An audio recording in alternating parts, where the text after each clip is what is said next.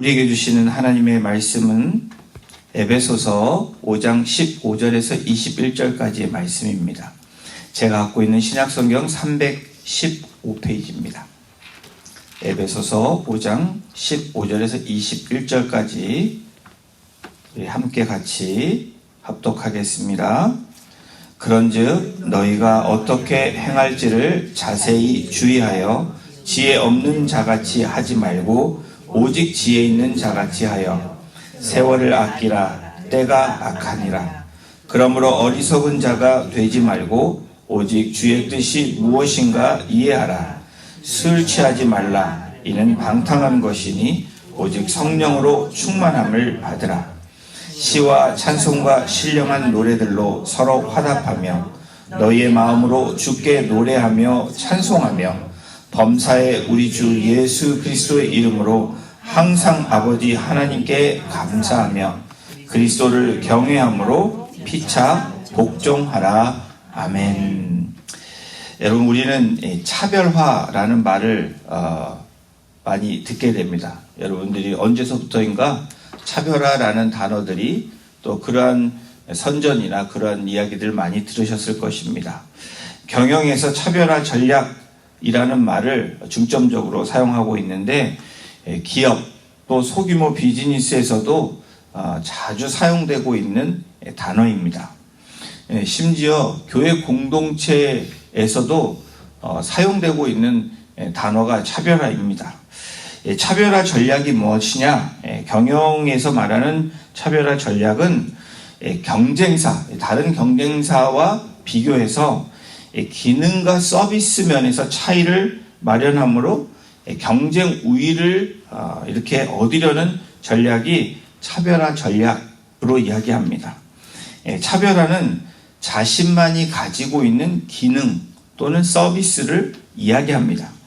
이 말을 쉽게 설명하면 기능이라는 것은 그 빙에 대한 이야기고 또 우리가 이 서비스를 이야기하면 doing에 대한 이야기로 우리가 얘기할 수 있는데 우리들을 봐서도 그렇습니다. 빙과 doing이 같이 함께 나아가는 것이 그리스도인으로서 또한 이 차별을 둘 수 있는 부분이기도 합니다.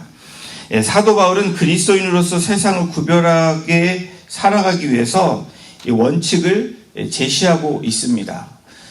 이 에베소서 4장부터 어제 본문 20절까지 5장 20절까지의 이 말씀 4장으로부터 시작한 교회와 성도를 향한 이 권면에 대한 마무리 짓는 부분이 오늘 16절부터 15절부터 21절까지의 말씀이라고 우리가 생각해 볼 수 있습니다. 그러면 이 15절부터 우리 함께 다시 한번 같이 보겠습니다. 15절 함께 읽어보겠습니다. 시작. 그런즉 너희가 어떻게 행할지를 자세히 주의하여 지혜 없는 자같이 하지 말고 오직 지혜 있는 자같이 하여. 바울이 말하는 그리스도인으로서의 다른 점이 무엇이냐, 차별화된 원칙이 무엇이냐라고 이야기한다면 지혜 없는 자같이 하지 말고 지혜 있는 자가 되어라 라고 말씀하고 있는 겁니다. 지혜 있는 자가 되기 위해서 어떻게 행할지를 이야기하고 있는데 어떻게 말합니까? 자세히 주의하라고 이야기합니다. 여러분, 자세히 주의한다 라는 말은 집중하면서 기준을 세심하게 따라야 하는 것을 이야기합니다. 그리스도인으로서의 우리의 모습, 빙과 이 doing에 대한 모습이 어쩌면 집중하면서 그 기준을 세심하게 따라가라 라고 말을 합니다. 과거의 삶을 말하는 것이 아니라 일상의 매일매일의 삶에서 우리의 세심하고 주의 깊게 살펴야 됨을 말하고 있는 것입니다. 그렇다면 오늘 본문에 지혜 있는 자가 되기 위해서 본문에서 무엇라고 말하고 있는지 함께 나눠보기를 원합니다. 우리 16절을 함께 읽겠습니다. 시작. 세월을 아끼라. 때가 악하니라. 지혜 있는 자가 되기 위해서 첫 번째로 세월을 아끼라는 겁니다. 세월을 아껴야 되는 이유를 분명히 밝히고 있는데요. 그 이유는 이 때가 참 악하기 때문이라는 겁니다. 시간이 많이 남아있는 것 같지만 그렇지 않다라는 거예요. 이 세월을 아끼라라는 이 헬라어 단어 엑사고라zo는 건져 올리다라는 뜻이 있습니다. 기회를 산다라는 의미가 있습니다. 더 나아가서 구원한다라는 말입니다. 여러분, 세월을 아낀다는 것에 반대되는 말은 뭘까요? 오늘 본문에도 나와 있는데 방탕함이라는 단어입니다. 술 취함과 같은 방탕한 생활에서 벗어나라라고 이야기하는 그 의미가 뭐냐면 이 허송세월하지 말라라는 겁니다. 시간을 아끼라는 의미는 의미 있는 삶을 살고 하나님이 원하는 삶을 살라라고 이야기하는 겁니다. 여러분, 지금도 그렇지만 바울이 살던 시대에도 술로 인해서 발생되는 문제들이 분명히 있었음을 우리가 생각해 볼 수 있는데, 이 18절에도 보십시오. 술 취하지 말라, 이는 방탕한 것이다 라고 사도 바울이 선포하고 있습니다. 여러분, 요즘 시대에 술을 마시는 이유를 조사해 보니까 다음과 같은 결과들이 나옵니다. 술을 마시는 이유가 뭐냐? 첫 번째로 이 스트레스에 너무 많이 시달리기 때문에 술로 달랜다는 거예요. 부정적인 감정을 달래기 위해서, 이 스트레스와 부정적인 감정을 달래기 위해서 술을 마시는 가장 큰 이유 중에 하나라고 이야기합니다. 또한 이 술을 마시는 이유가 뭐냐라고 물어봤더니 그 많은 대답 중에서 평균적으로 나온 그 다음 대답은 사람들과 친밀한 감정을 갖기 위해서, 맨정신으로 못한다는 거죠. 뭔가 이렇게 좀 취해야지 감정들이 좀 내려간다, 이렇게 좀 서로 느낄 수 있게 해줄 수 있다, 그래서 술을 마신다는 거예요. 또 다른 이유는 잠을 잘 자기 위해서 술을 마신다는 겁니다.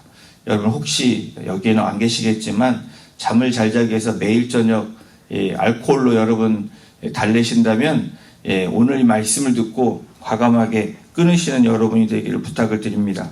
결론적으로 술을 통해서 빠르고 쉽게 불편함을 조절하려는 시도는, 사실은 이 나와 있는 이야기는 근본적인 방법이 아니라는 거예요. 전문가들은 그렇게 이야기를 합니다. 그것은 근본적인 방법이 되지 못한다라고 이야기합니다. 오늘 성경에서도 바울 사도가 수천 년 전에 왜 이렇게 권면하고 있을까? 여러분, 술은 관계를 부드럽게 하는 것과 같이 긍정적인 것으로 여기게 하지만 사실 여러분, 그런 부분보다 더 많은 사회적인 이슈를 낳는다는 겁니다. 사회적인 문제를 야기한다라는 거예요. 술 때문에 생기는 문제들이 여러분 더 크다는 것을 우리가 압니다. 술을 마시고 음주운전할 때 얼마나 심각한 문제가 발생하는지 우리가 생각해 볼 수 있습니다. 술을 마셔서 가정폭력, 이 폭력을 일으키는 사람들도 있습니다. 또 이 술을 마시다 보면 중독이 되는 경우도 있고요. 술을 마시게 돼서 건강을 악화하는 그런 결과를 만들어냅니다. 여러분, 처음에는 술이 영향을 줍니다. 그런데 이것이 점점 갈수록 나중엔 술이 사람을 지배하는, 우리를 지배하는 그런 결과를 낳게 된다라는 거예요. 그래서 사도 바울이 18절에 뭐라고 얘기합니까? 술 취하지 말라, 이는 방탕한 것이다. 그런데 사실 이 술에다 초점을 둔 게 아니라는 것을 우리가 알아야 된다는 겁니다. 이 술 취하지 말라, 이는 방탕한 것이다. 술 취함을 위해서 무엇을 이야기하려고 하는지 사도 바울의 이야기를 우리가 주의 깊게 봐야 됩니다. 오늘 말씀을 통해서 저와 여러분들에게 무엇을 말씀하고 있습니까? 지혜 있는 자가 되기 위해서는 여러분, 시간을 아껴야 된다는 거예요. 세월을 아끼라는 겁니다. 마치 술 취한 자처럼 방탕하게 시간을 허비하지 말라라는 겁니다. 그대로 있으면 이것이 마치 막 밑으로 굴러가게 된다라는 거예요. 인생이 밑으로 떨어지게 된다라는 것을 이야기한 겁니다. 인생을 계절에 비유하는 것이 있는데 여러분 한번 들어보시길 바랍니다. 여러분의 나이에 맞는 인생을 비유한 것이 있는데 10대는 이른 봄이고 싹트는 계절이라고 이야기합니다. 그렇다면 20대는 봄이고 꽃피는 계절이다라고 이야기합니다. 30대는 초여름이고 초록의 푸릇푸릇한 초록의 계절이라고 얘기하고 40대는 한여름의 성숙한 계절이라고 이야기합니다. 50대는 계절로 가을을 얘기하고 수확의 계절, 그리고 60대는 늦가을을 이야기하며 단풍의 계절이라고 이야기합니다. 70대는 초겨울이고 낙엽의 계절이고 80대는 한겨울이고 백설의 계절이라고 이야기합니다. 그리고 90대는 잠자는 계절이라고 이 나이와 이 시간을 비유해서 이야기한 이야기들이 있습니다. 어찌 보면 우리의 인생이 그냥 나이에 비교하면 그렇지 않은 분도 계시지만 대략적으로 그런 느낌이 들 수 있습니다. 사랑하는 성도 여러분, 하나님이 우리에게 주신 시간이 선물이라고 생각하세요? 선물이라고 생각할 수도 있겠지만 사실은 우리에게 주어진 시간은 선물이라기보다는 우리에게 최선의 삶을 살도록 우리에게 맡기신 채무의 시간이라는 거예요. 그 빚을 갚아야 되는 시간이라는 겁니다. 지혜 있는 자가 되기 위해서 오늘 본문은 세월, 이 시간을 아끼라라고 이야기합니다. 그러면서 두 번째로 주의 뜻을 분별하라라고 이야기합니다. 우리 17절을 함께 읽어보겠습니다. 시작. 그러므로 어리석은 자가 되지 말고 오직 주의 뜻이 무엇인가 이해하라. 지혜 있는 자, 정말 지혜 있는 자는 하나님의 뜻을 분별할 수 있는 사람이다라고 사도 바울은 단호하게 선포하고 있습니다. 이 지혜로운 자는 사실 유대인들에게 구약에서 잠언을 통해서 그 답을 주고 있습니다. 잠언 1장 7절에 보면 성경이 이렇게 기록합니다. 여호와를 경외하는 것이 지식의 근본이거늘 미련한 자는 지혜와 훈계를 멸시하느니라.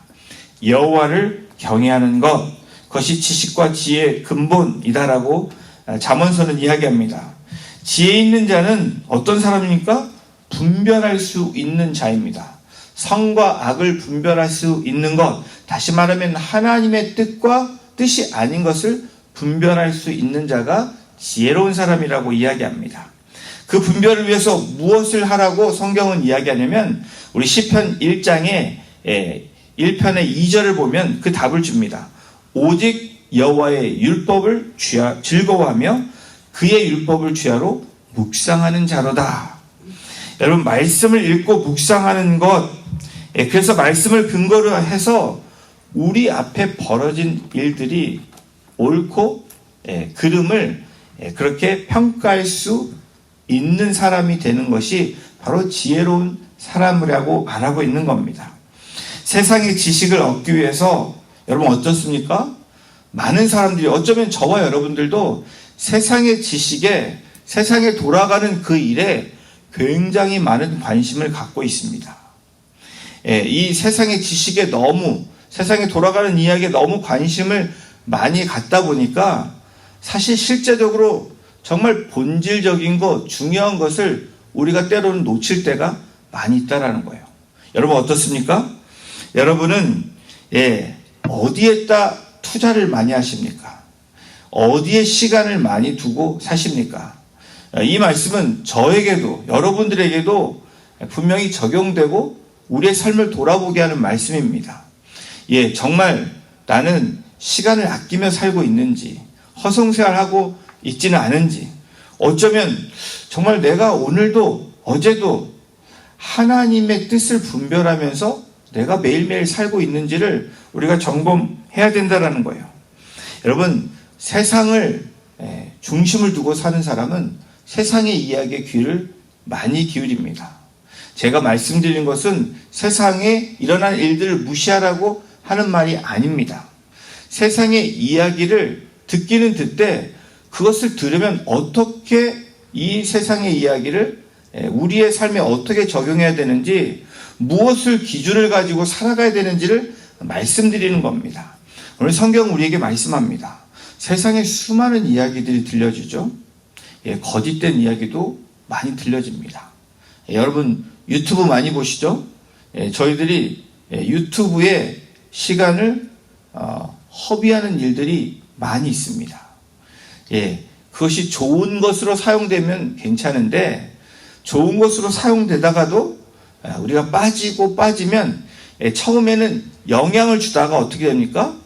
술 취하고 방탕한 것처럼 어떻게 되냐면 여러분 이것이 나를 지배하게 된다라는 거예요. 내 삶에 이것이 영향을 주었다가 좀 더 나아가면 나를 지배하게 된다라는 거예요. 그것이 바로 허송세월하는 겁니다. 방탕한 거라고 이야기하는 겁니다. 사단의 전략은 뭘까요? 세상의 소리에, 세상의 지식에, 세상의 영향에 시간을 많이 투자하기를 바라고 있는 그 대상이 사단 마귀입니다.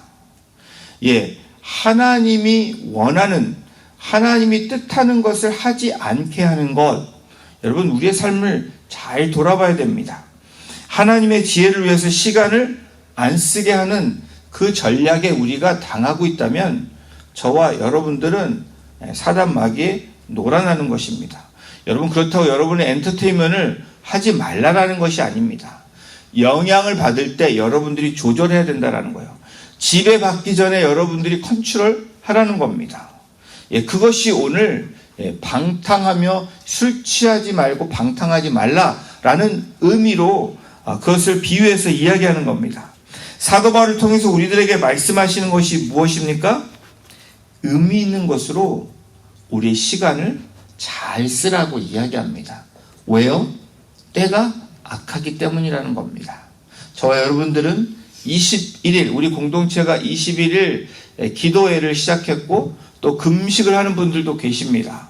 여러분 금식을 못하면 미디어도 줄이는 겁니다. 여러분 부분적으로 줄여서 이 지배받는 삶이 아니라 조금 영향받는 삶에서 점점 더 하나님께 영향받는 삶으로 트랜스포밍 하는 것, 이것이 바로 우리가 하나님의 뜻으로 나아가는 길이라는 것을 이야기합니다.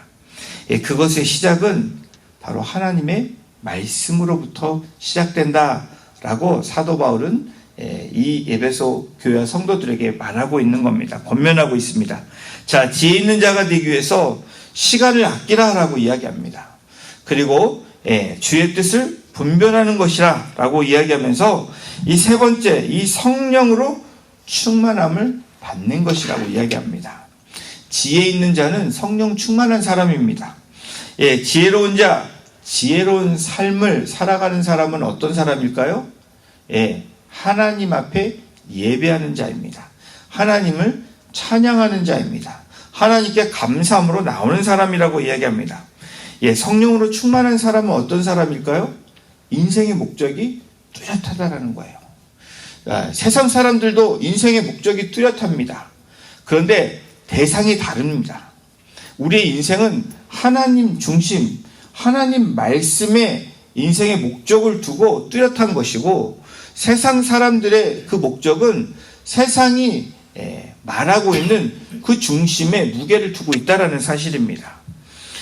여러분, 이 우선순위를 알고 세월을 아끼고 뜻을 분별하는 사람, 그것은 이런 사람이라고 이야기합니다. 우리 5장 19절 20절을 연속해서 함께 같이 읽어보겠습니다. 시작.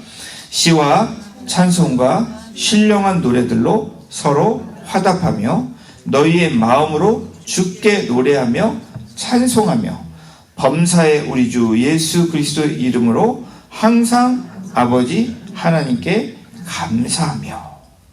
여러분, 이 세월을 아끼고 시간을 아끼는 사람들의 나타나는 삶의 모습은 이렇다라는 겁니다. 어떻게 말합니까? 시와 찬송과 신령한 노래들로 나간다라는 거예요. 그리고 마음으로 주께 노래하며 찬송하는 겁니다. 마음이 뭘로 채워졌기에 노래하며 찬송합니까? 하나님의 것으로 채워지면 하나님의 노래와 또 하나님께 드리는 찬송이 되어진다라는 겁니다. 그것뿐입니까? 범사에 예수 그리스도의 이름으로 항상 아버지께 감사하는 삶을 산다라고 말하고 있습니다. 사랑하는 성도 여러분, 성령 충만한 사람이 가장 지혜로운 사람의 모습으로 살아갈 수 있는 모습을 우리에게 오늘 본문은 제시해주고 있는데, 이와 같이 성령 충만하면 다음과 같은 세 가지의 모습이 나오죠. 자, 저와 여러분들의 삶의 모습을 이렇게 볼 수 있는 가장 중요한 세 가지 요소가 오늘 19절, 20절에 나옵니다. 예, 찬양하는 모습이 있는지, 감사하는 모습이 있는지, 섬김의 삶이 있는지를 오늘 말하고 있습니다. 이것은 무엇입니까? 예, doing이죠. 예, being과 doing이 뭐라고 얘기했습니까?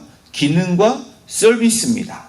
자, 하나님께 찬양합니다. serve하는 거죠. 하나님께 예배하는 거, 서비스입니다. 감사하는 거, give thanks 하는 거, 하나님께 드리는 겁니다. 예, 바로 감사함으로 나가는 거. 또 하나님을 경외하기 때문에 그분의 삶에 따라 형제 자매를 돌보는 to serve 하는 겁니다. 이 삶이 성령 충만한 이 being이 그랬다면 나타나는 doing의 모습이 그렇다는 것을 이야기합니다. 여러분, 세상에 경영과 차별화가 있다면 그리스도인의 차별화는 무엇입니까? 예, 우리는 서로 격려하며 함께 마음으로 하나님께 찬양하는 겁니다. 그리고 우리를 새 창조 백성으로 삼아주신 것에 날마다 감사하는 겁니다. 예, 더불어서 경외함으로 그분의 삶을 따라서 여러분 어떻게 합니까? 섬김의 삶으로 살아간다라는 거예요. 예, 그러므로 성령 충만하게 되면 어떤 우리의 삶의 결과들이 나옵니까? 예, 사물에 대한 바른 이해와 판단을 하게 된다라는 거예요. 혼돈스럽지 않다라는 겁니다. 왜 우리가 혼돈하며 삽니까? 예, 바른 이해와 판단이 없기 때문에 그래요. 뭘 기준으로 삼아야 될지 헷갈린다라는 겁니다. 또한 성령 충만하게 되면 하나님을 나의 하나님으로 인정하게 된다라는 거예요. 예수 그리스도를 나의 하나님이고 나의 주인이고 내가 바라봐야 할 대상으로 우리가 여긴다는 거예요. 성령 충만하게 되면 어떤 일이 일어날까요? 그런 삶을 사는 사람들은 범사에 감사한다라는 겁니다. 모든 일어나는 일들에 감사할 수 있다라는 거예요. 그래서 성령 충만한 사람은 그러므로 19절 20절처럼 주께 찬송하는 겁니다. 예, 항상 아버지 하나님께 감사하는 삶을 산다라는 거예요. 여러분, 갑자기 찬송이 나올 수 있고 감사가 나올 수 있어요? 예, 그것은 우리가 뭐뭐인 척 하는 거죠. 예, 정말로 성령 충만할 때 나도 모르게 흘러나오는 나의 입술에 고백이 있습니다. 그것이 찬송이라는 거예요. 그것이 곡을 붙여서 노래하는 게 찬양입니다. 여러분, 그렇다면 그것으로 나타나는 우리의 고백은 뭡니까? 감사죠. 예, 사랑하는 성도 여러분, 현대인들은 역사상 가장 많은, 저와 여러분들은 가장 많은 이 여가를 즐기고 있습니다. 우리들에게 주어진 시간이 하루를 한번 보십시오. 24시간 안에 누리는 시간이 얼마나 많은지 모릅니다. 그런데 이런 누림의 시간 때문에 정말 바쁘게 살아가고 있다는 것도 부인할 수 없는 사실입니다. 예, 사람들이 이야기합니다. 바쁜 것 때문에 이걸 못한다고. 예, 뭡니까? 주객이 전도되는 그러한 일들을 우리 스스로가 지금 하고 있고 경험하고 있습니다. 예, 우리의 주가 주된 것이 무엇인지를 분명히 알아야 된다는 거예요. 이 말씀은 저에게 굉장히 적용되는 말입니다. 정말 내가 시간을 아끼고 있는지, 허송세월하고 있지 않은지, 나름대로 하고 있다고 하는데 분별한 삶을 살고 있는지, 그렇게 저를 한번 돌아보게 됩니다. 여러분, 쾌락에 방탕한 것에 마음을 빼앗기며 살고 있는, 여기 계신 분들은 쾌락에 방탕한 생활을 살고 있지 않다고 생각합니다. 그런데 우리가 더 정확히 더 들어가면 영적인 눈으로 우리가 바라보게 되면 여러분, 쾌락 방탕한 것이 무엇입니까? 세상 사람들의 쾌락 방탕한 것이라고 생각하면 안 된다라는 겁니다. 우리가 어디에 마음을 빼앗기고 있는지, 정말 주의 것에 마음을 쏟고 있는지, 감사함으로 그리고 하나님이 말씀하신 것을 섬기고 있는지가 그것이 되지 않으면 바로 방탕한 삶을 사는 것이다 라고 이야기합니다. 시간을 아끼지 않고 주의 뜻을 분별하지 않고 성령으로 충만함을 받아 살지 못한다면 여러분, 우리는 술에 취함같이 방탕한 것이다 라고 오늘 사도 바울은 말하고 있습니다. 경건에 무익한 일들로 시간을 허비했다면 영원한 것으로 채우는 그런 삶의 전환이 저와 여러분에게 일어나기를 주님의 이름으로 축원합니다.